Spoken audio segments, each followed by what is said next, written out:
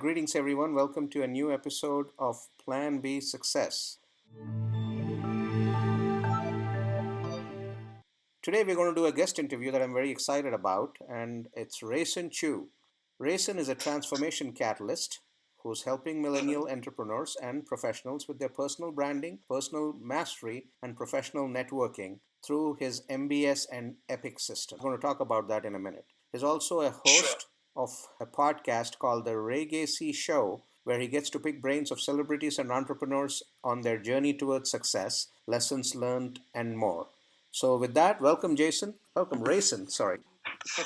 Hey, thanks, man. I'm really honored, and it's my pleasure to be here on your show to actually share a little bit about myself and also at the same time about what I've been through, and also at the same time to add immense value to you and your audience as well. Really Awesome. appreciate it. Well, thank you Yeah. very much. Welcome aboard. And why don't you do a quick introduction of yourself and the work that you do, and we can go from there. All right, sure. So basically, I am a transformation catalyst who actually help people, especially the professionals and entrepreneurs who are mainly millennials, who are actually lacking in terms of their branding and also at the same time lacking in terms of the mindset towards success. Because nowadays, a lot of people, especially Gen X and the Gen Y, will tend to say that, hey, the millennials somehow rather are part of the strawberry generation right now.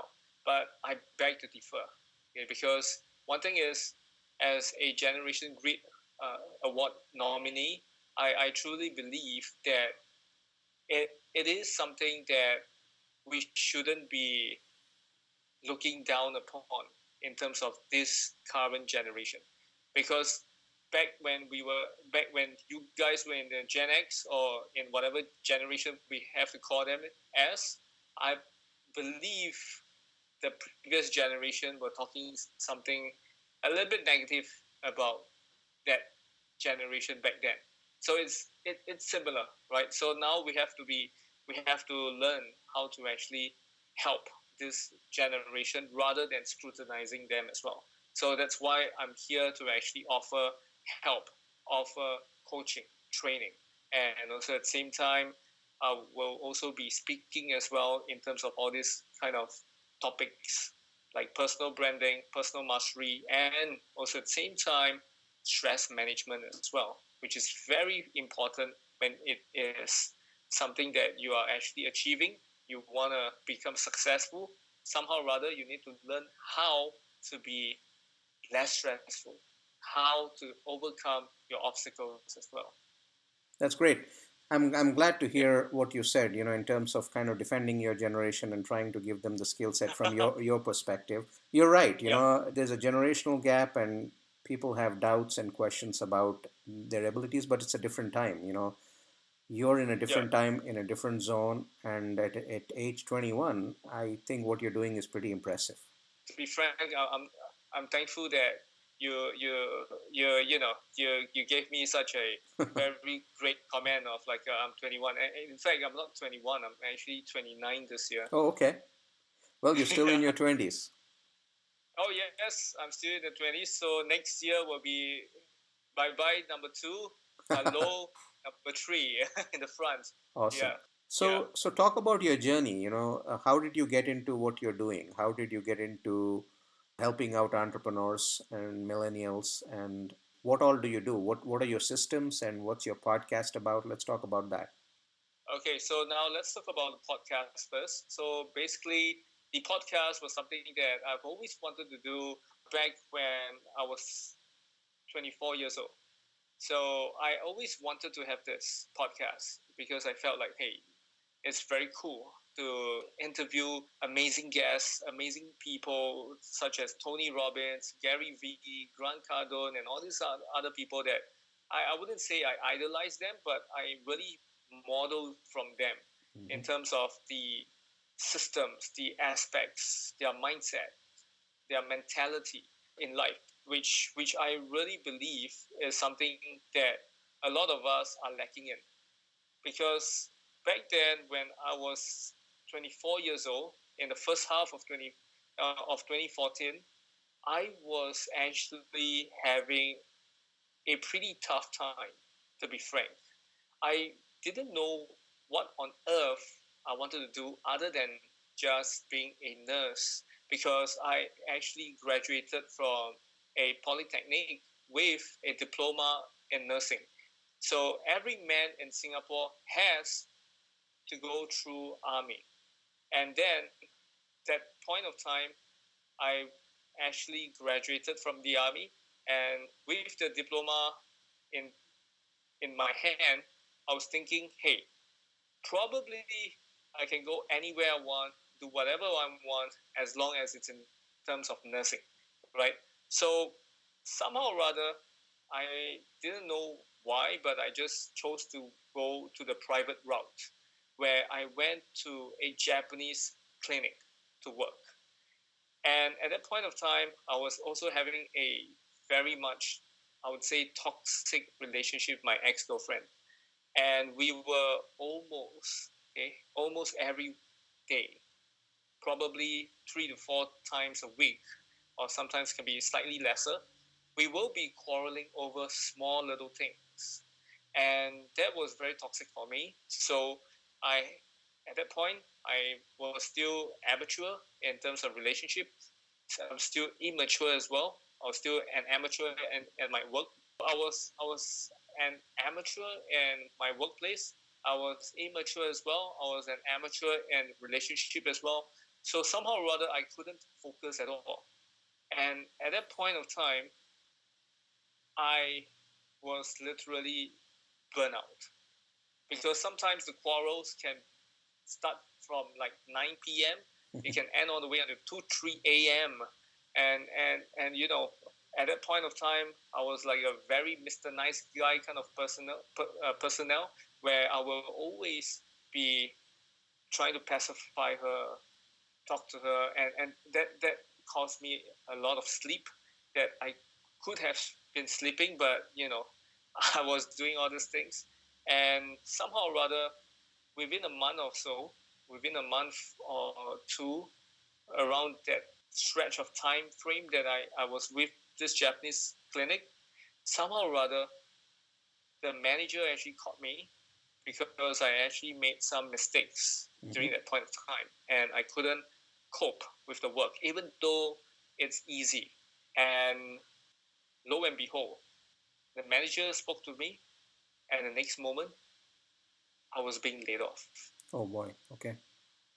Yeah. So if you have never, ever spoke to anyone or speak to anyone, especially a healthcare professional who has been laid off, who has been fired before, well, I'm the living proof over here, right? So what happened was this: straight after I've been laid off, the next moment, say about almost 2-3 weeks later, I would say I was the one who actually decided to break this relationship. So both of us, we broke up. So at that point of time, I was loss of money, loss of a job, loss of financial stability, right? And also at the same time, loss of love, because I thought that girl was the girl of my life, in a sense. So I was very upset, but then I told myself, damn, screw it. Those are going to be my pain points in my life, but I told myself that in the next 5 years, I'm going to be way more successful than I was, than I have ever been. So at that point of time, I made a change. I made a decision to change. But of course, the changes started probably about 2 months or so, because change it's not very easy, and it's not something that's very simple. It is something that's got to be gradual, right? So it took me a while to actually work on myself through reading personal development books, and not just reading it, but in fact doing my best to really understand, and then after that implement it. So it took me a while to really go and understand what was going wrong in my life? What is the thing that I'm supposed to be doing at that point of time? Mm-hmm. Why am I here in life? What am I supposed to do so that I can add value to the society? And that at that point of time, I was clueless as hell. I was clueless even when I was actually doing a part-time work in the hospital as an agency nurse, where I had to push patients around to and fro to their respective wards or departments for x-ray or any kind of stuff. I will always be thinking, hey, what is it that I'm supposed to do? Why am I just doing this? Mm-hmm. Am I supposed to be just doing this? After a while, like probably a few more weeks later, I had an epiphany. And this epiphany wasn't in my house, in my room, in the bus or anything, but it was actually in the cinema. Okay. I was actually watching an advertisement, okay? And this advertisement was actually speaking to me at that point of time. I was thinking that it was speaking to me because it was talking about teaching. It was talking about training. So at that point of time, I was like, hey, it sparked me. It was like, hey, isn't this something that I'm pretty good at in terms of speaking? At that point of time, I could say I was shameless enough to say that speaking was one of my forte. Because when I was a student nurse, whenever patients feel pretty low, I was able to talk to them. I was able to actually inspire them. In fact, just to backtrack a little, I just share with you something that that is close to my heart. Mm-hmm. Because at that point of time, when I was a student nurse, we all had to go to different hospitals for attachment. So what happened was this. There's this attachment that was pretty much memorable to me because that was a place where I realized that I was pretty damn good at inspiring patients, like literally. That point of time, I was actually attached to a hospital called Communicable Disease Center where patients suffering from HIV or any kind of dengue or skin illnesses, all those kind of skin disorder will be there. So somehow or other, I was attached to this particular ward, which is filled with a lot of patients who are suffering from HIV, right? So at that point of time, I chanced upon this elderly man. And this elderly man was in a very depressed state. Very, very depressed. The reason why I say that was because he was actually listening to Buddhist mantra. Mm-hmm. And those Buddhist mantra are those prepared for those people that are supposed to die, or those who have passed away. They will play that music. So at that point of time, I was thinking, why this guy is always listening to this? And there comes to a point where one day I was pissed with this guy. I went over. I took that Buddhist mantra, that music piece, that instrument. I turned it off. Mm-hmm. I turned it off and put it inside the locker, right? And there I went on to evangelize him in terms of at that point of time I was pretty much a free thinker, but I do believe in this spiritual thing called God. So I actually spoke to him like, hey, do you believe in God, right? Even though I wasn't trained to be a Christian or Catholic or whatsoever kind of a pastor or any kind of religious leader, but it just came to me that I have to speak to this guy, right? So I spoke to him and I asked him this question, right? And he just looked at me blankly. And then the next moment, I told him, hey, if you believe that there's some special being out there, be it a god, a goddess, or whatsoever that you believe in, do you think he or she would love to see you suffer like this and see you so depressed and see you wasting your life and preparing to die just like that. And I believe this kind of like sparked him, like, because he didn't talk to me directly immediately. He didn't, right? The next morning when I came for shift, he went 360 or 720 degrees change. He became very jovial. He was talking to me. He was joking with me, and he only wanted me to be by his bedside to nurse him. No other people were there except me. And I'm not sure whether is he still alive right now, but if he's not alive, I'll give him my blessings. But at that point of time, I was really amazed that something like this can actually help him.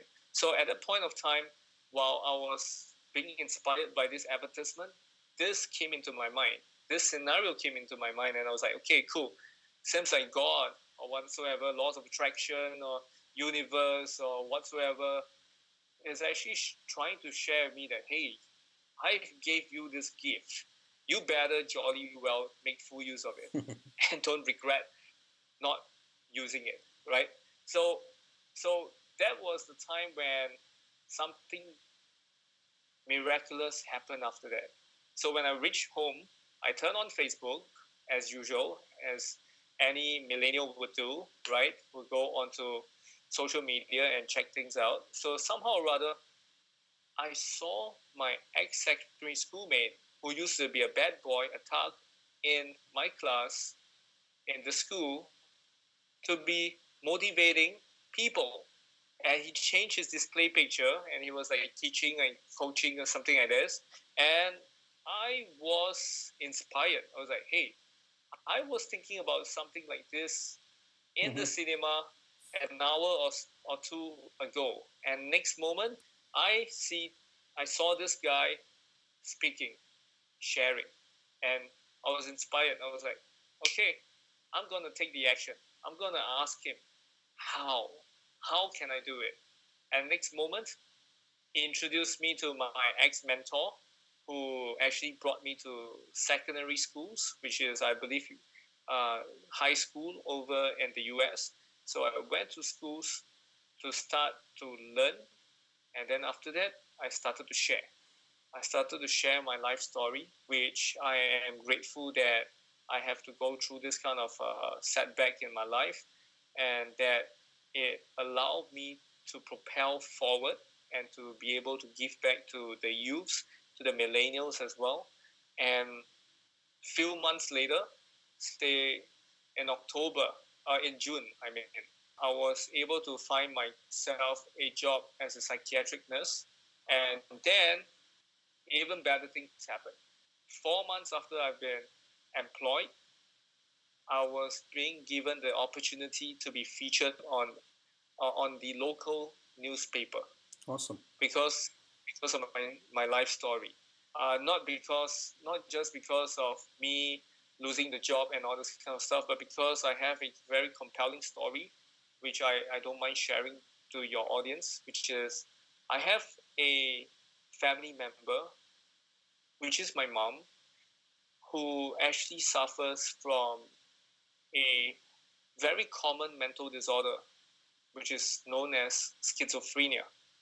So this is a condition where someone will tend to have positive symptoms and negative symptoms. So positive symptoms will be active delusions, which means that things have never happened before, and they believe it to be happening right now, or in the past, or in the future, right? That's for delusions. And then she also would have hallucinations, where she actually, I would say, she could hear voices, which we can't hear. Okay, so it's like what you see in Batman versus Joker, when you get to see Joker laughing to himself. Yeah, that's a kind of hallucination. But of course, my mom don't laugh like a Joker, right? Or else it'd be very eerie, very scary, right?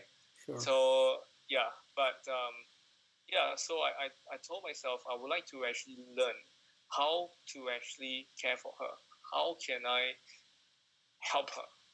Because we always had issues where we always quarrel with one another. Despite me having a lot of job, a lot of relationship, we had some rough patches along the way as well. So I thought, why not, you know, learn to help her, right? As a son, it doesn't mean that daughters are the ones who are actually more filial piety than men. It's just that men do not really know how to actually express themselves sometimes. But I believe filial piety, being in Asia, in Western culture or whatsoever culture there are right now, I believe it is something that is very important. So that's Mm-hmm. why I took that leap of faith to join this institution to actually learn how to care for her. And then after that, multiple opportunities came since 2014, which was the late 2014, where I got interviews, multiple interviews, I would say. I got to be invited to my hospital to speak as a guest speaker. And then I was actually nominated for awards. I was given awards. I was interviewed multiple times for both Mandarin and English Mm-hmm. newspaper for ever since 2014 to 2019. For the past 5 years, I've been featured multiple times, more than 10, 20 times on local media, traditional media, local podcasts, and even international podcasts as well. So yeah, it's something that I'm truly grateful for. That I am able to actually get hold of myself and not giving up in my life, because at that point of time, while I was actually all time low, there was a point where I actually had thoughts of committing suicide. Boy. But I decided not to, because I knew that if I were to give up, then the ones that are being affected are not just myself, but my family, my close friends, or whosoever that pretty close to me as well. Because I understand that even though they will tend to move on, but not everyone will 100% move on completely. They won't. They will take many. They might take months. Some will take even years, a decade, to actually let go of the fact that their children has been gone just like Right. that. So that's why I took the I would say took the step. I took the step to actually step up my game in my life, and took the step up to actually go and do something more meaningful, and something that Rayson Choo has never done before in 2013, 2012, 2011, 2010. I want to do something every year. I want to do something that's spectacular, something that's different, something that is uniquely me. That's great. That is So, something, you yeah, know, when I look at this, Rayson, what I hear is, you went through quite a bit of downturn in your life. Losing your job, your girlfriend, contemplating suicide, and all that. Probably the lowest point in your life. And instead of giving yeah, up, you turned it around, not just to be normal and go and take the next job and work at it, but you're kind of stepping out of your comfort zone in terms of saying, okay, how do I make myself a better person, and how do I inspire several others to be better people? And that's where the work that you're yes, doing with your podcast and your coaching systems, I believe that's where that comes from. You could yeah, have, you could have just ended up having a normal life, but I don't think that that's what you want, and that's great. That's very inspiring to hear. thank you. I mean, after going through all this, I asked myself, would any ordinary people just go through this and just let it be? Probably, yeah. Ordinary people, yes, by all means, they will just go through deep shit, and then they just take it with a pinch of salt. Either some of them they will learn from it, some of them will continue the mistakes and keep continuing until they die, right? So I asked myself, what about those extraordinary people that I've been watching, that I've been listening to, right? Be it Brandon Bashard, Grant Cardone, Gary Vee, Anthony Robbins, right? And all these other amazing people, be it influencers, speakers, celebrities, and all this kind of people, right? I asked myself, what would they do? So that was the turning point where I realized that, hey, if these guys can do it, why can't I? Why not I? Why not I be one of the few that actually go forth and do something for myself? Awesome. And do something for my family, right? So that's where I actually started to listen to podcasts in the year 2014, where during that down period, I decided to read personal development books, watch YouTube videos, not WWE, NBA, MLS, and all this kind of stuff, but more towards personal development. I listened to podcasts very much, something that inspired me to decide on having my own podcast as well. Awesome. And that is something that I decided. And after my advanced diploma, I actually came out and I've decided to start my own show called the Raygacy Show, right? So where it was just something about authors talking about their books, me recommending people to read these books, something like this. And after that, as I scroll through my Facebook friend list, I realized that, hey, I have so many friends who are speakers, entrepreneurs, and etc. and etc. Why not take this opportunity to interview these people? Why not take this opportunity to interview these people other than just the author themselves? I reminded myself, hey, I listened to this podcast called Addicted to Success by Joel Brown before, where he interviewed so many amazing people. Why not me? Why not let's start something, right? And of course, during this phase, creating my own content, having people to edit my videos and all this kind of stuff, it took a lot of effort, it took a lot of time. And I wasn't 100% monetizing at all, even though I was getting a lot of opportunities in terms of collaborations, doing videos together, being featured in Gary Vee's daily vlog, for example, and like even getting free courses, right? Courses that cost few hundreds to a few $1,000s for free to attend, right? I thought, hey, is this something that I really want to actually just get, just all this kind of extra bonuses? How about building friendships? How about doing something more than just collaborations? How about doing something more than just, hi bye or just guest and podcast interviewer? I want to go deeper. I want to build relationships rather than just, oh, you came on my show, that's it, bye-bye, sayonara. No. I want it to be more fruitful for both of us. So, of course, there's a point of time where I just wanted to give up on my podcast, even though I've gotten Gary Vee, right? Even though I've gotten Gary Vee, I've gotten a lot of attention, but I wanted to give up because I only got attention. I didn't get monetization opportunities and things like that. And of course, monetization wasn't the key thing that I was focusing on at that point of time. I was just focusing on getting extra value, right? But then again, I was thinking, hey, there must be something that I could do for them, which is my audience and my guests. So it took me a while to realize that it's not just about interviewing them. It's about building relationship. And somehow or other, I came up with my own systems to actually help me to get these people, to interact with these people for free. I didn't pay these people.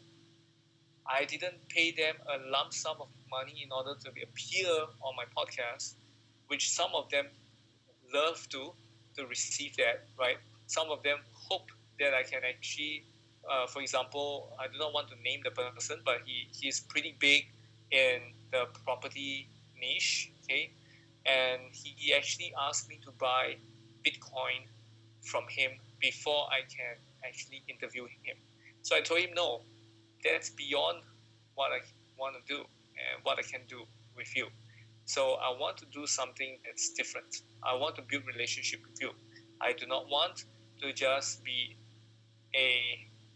I would say, a customer of you, but not a long term, but it's a short term kind of customer, because I just buy once and then we do a video and that's it.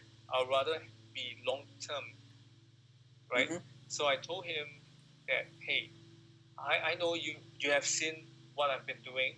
Probably you have heard of me before, but I want to just let you know that I prefer authenticity more than just selling things to me.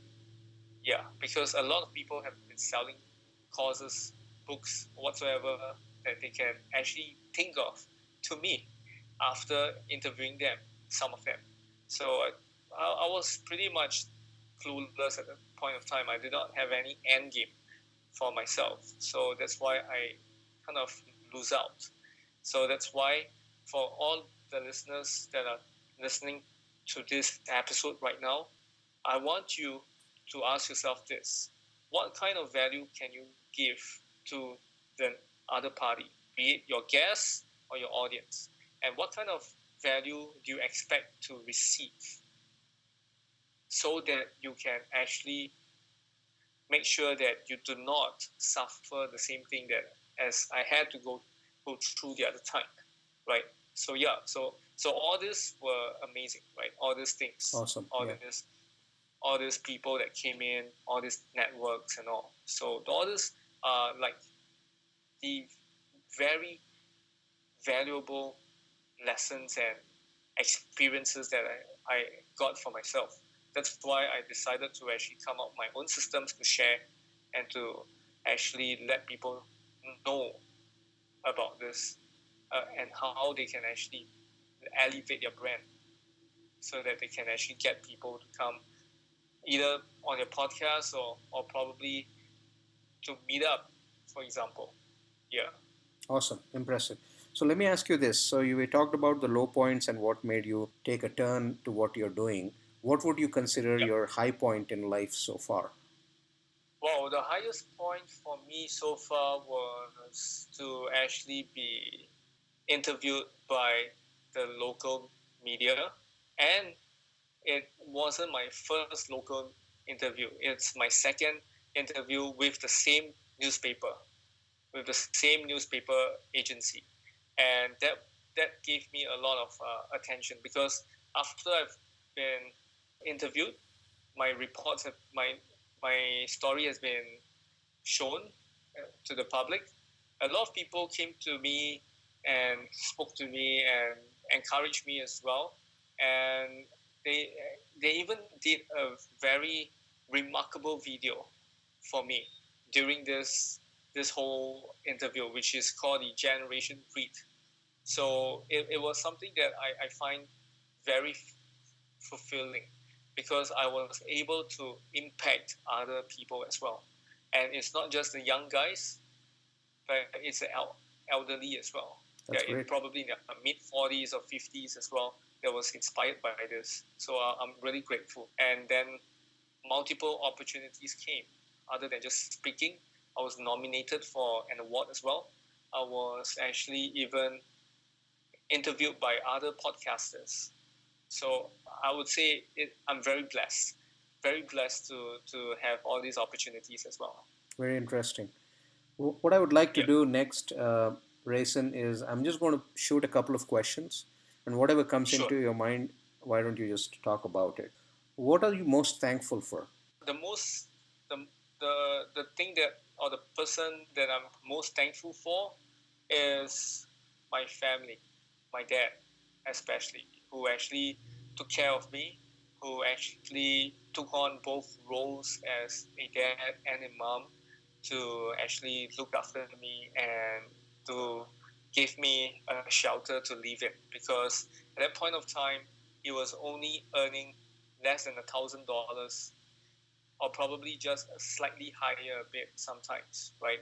And because of that, I didn't know all this until he spoke with me about it, and then I realized that, wow, he has put in a lot of effort to take care of me. Even though sometimes I would say that, I will be slightly harsh to him, to tell him, hey, you're not as successful as Tony Robbins and all these people, right? Why should I be always listening to what you have to say? But I realized that he actually meant well for me. He might not be a Tony Robbins, he might not be a Elon Musk or anyone, right? But, at least he's my dad, who has done his best to ensure that I have food, I have shelter, and I have proper education. And yeah, and also I will want to actually thank one more person, and that is my stepmom, because everyone always had this idea that stepmoms are supposed to be evil, like what you see in Cinderella, Right. But apparently mine is a twisted version. So it's not evil, but she's very caring. She actually gave up her role as one of the top earners in property, as a property agent, right? She gave up that role to actually find a job in the same company as my dad, and to actually take some time to look after me, and also at the same time to educate me, because back then I was like D, E, and F student, and because of her, when I was primary 4, which was like 14 years old, right? Oh no, not 14. I was 10 years old, right? I got first in class. Awesome. Because of her. I was a D, E, and F, and I became A student, right?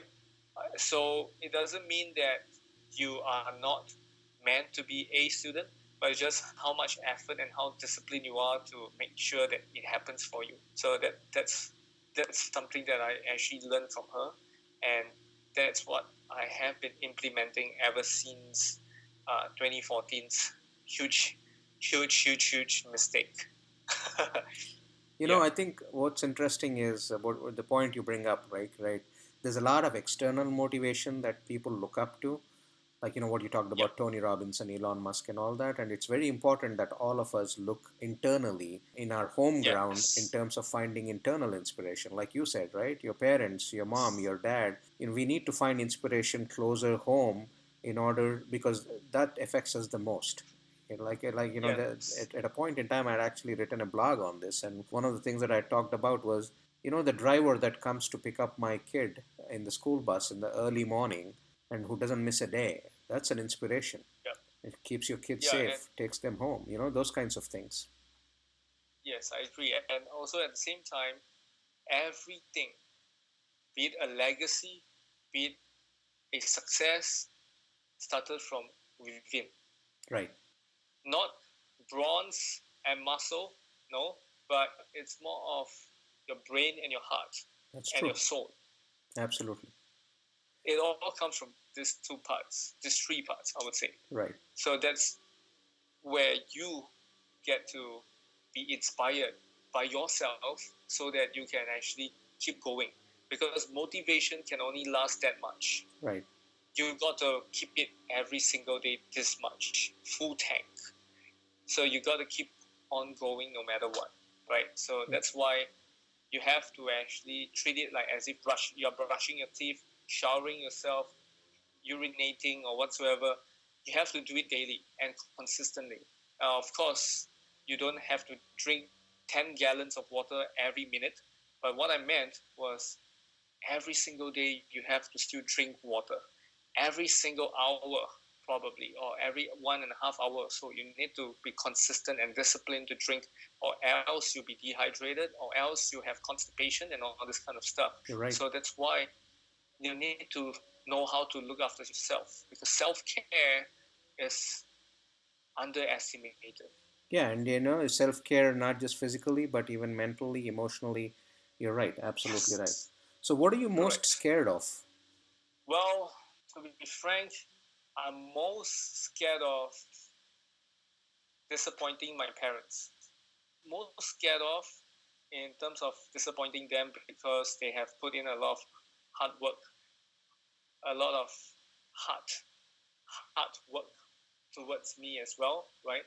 So they have put in a lot of effort in me. So I wouldn't want their effort to just run down the drain Sure. just because of one silly mistake or one failure that I've caused myself to.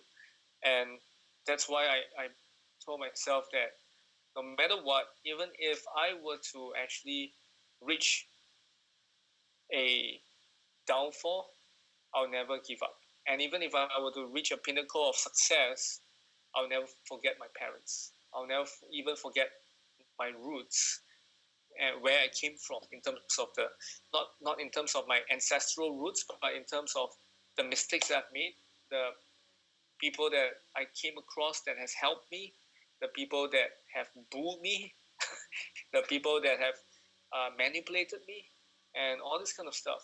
Even if these people who have manipulated me are speakers as well, or whatsoever, and they are pretty, I would say, big in whatever industry they are in.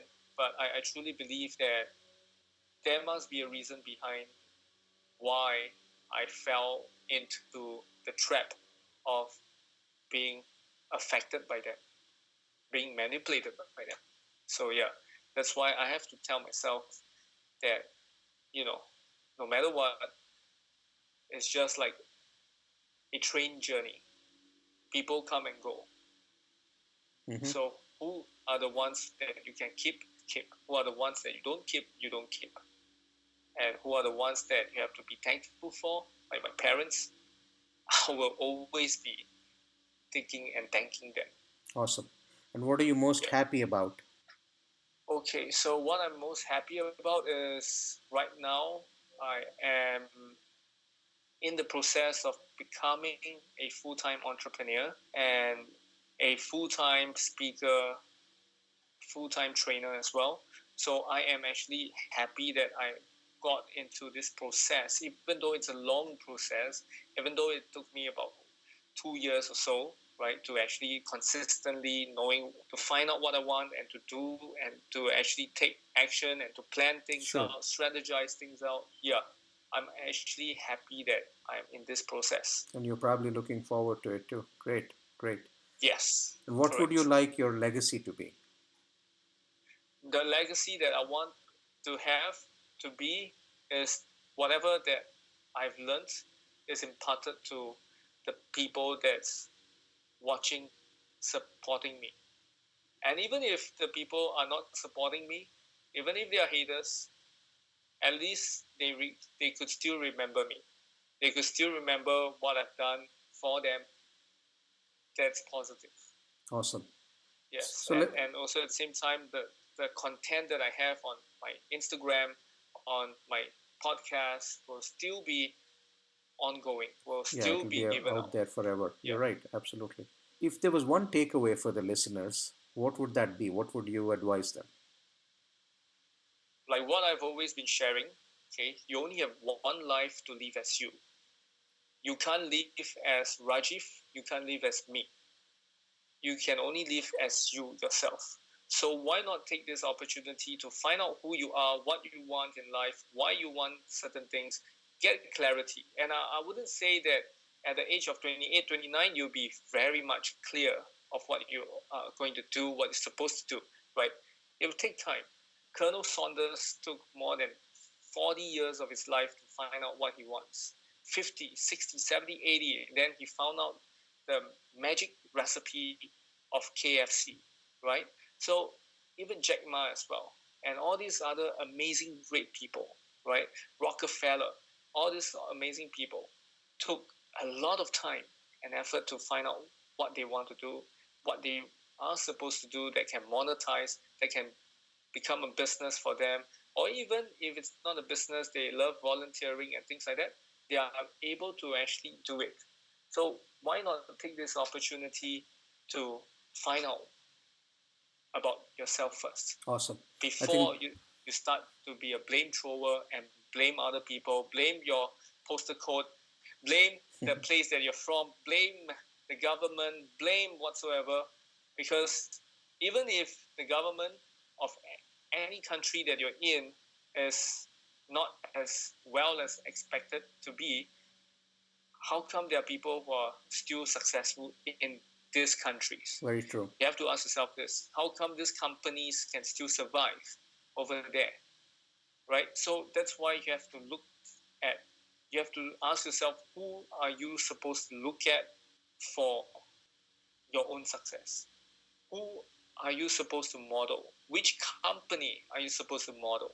Which brand are you supposed to model, for example, so that you can actually use this method that I've been using, okay, which can help in your mindset, which can help in your branding, and which can help you to have a very good social media presence. That's why MBS actually stands for mindset, branding, social media. So that's why these three things are very important if you want to play and if you want to win the game in the current generation, in the current state. Awesome. Very relevant message, Rayson. Thank you so much. For the listeners, what I'm going to do is I'm going to add all of Rayson's courses, contacts, information in the show notes, so you can look it up there. You can make sure you review his profile. You reach out to him in case of any needs and questions. Thank you so much for this interview, Rayson. It's been tremendous having you on and listening to your story, what caused the pivot, how you started off on one end contemplating suicide, and then you're rocking it right now. And I just hope and wish for you all the very best and that you keep rocking. Thank you so much. And don't mind me sharing this, okay? If you guys want to actually find out more about who am I, what I do, and all this kind of information, you can actually go to Raygacy. That's my Instagram handle and also my Facebook professional page. Or if you want to actually be more casual, you can add me on my Facebook, Rayson space CHOO, Rayson Choo. Okay, so that's where you actually can connect with me on Facebook or even LinkedIn as well. You can connect with me, and if you have any questions or if you have any comments about this episode, you can share it with us and we'll take it from there. Awesome. Thank you so much, Rayson. It's been a pleasure talking to you. Yeah, likewise. Thank you so much. Take care. If you like what you hear, please do subscribe for more episodes like this. Do leave a review on iTunes and do leave a comment. Thank you.